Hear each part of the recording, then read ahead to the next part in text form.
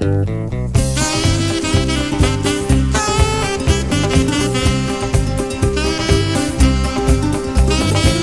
kerran kettu kullan ruskee turkinen, sen matkasi vanhalla veturilla maahan eläinten.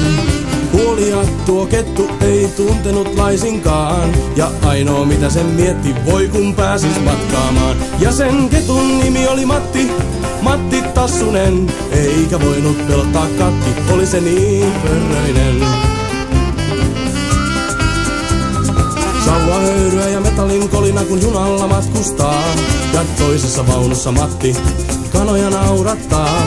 Ei pienintäkään riitaa ole joukossa eläinten, sillä suuntahan on sama ja matka yhteinen. Ja sen ketun nimi oli Matti, Matti Tassunen, eikä voinut pelottaa katti, oli se niin pörröinen.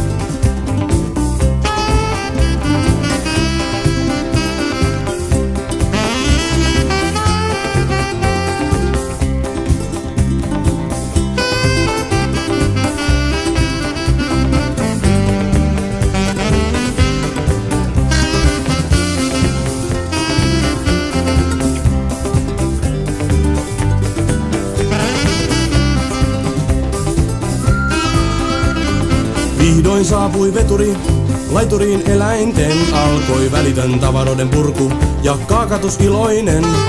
Sinne saapui myös kettu tuo Matti Tassunen, ja totesi sydämensä pohjasta minä olen iloinen. Ja sen ketun nimi oli Matti, Matti Tassunen, eikä voinut pelottaa katti, oli se niin pörröinen. Ja sen ketun nimi oli Matti, Matti Tassunen, eikä voinut pelottaa katti, oli se niin pörröinen.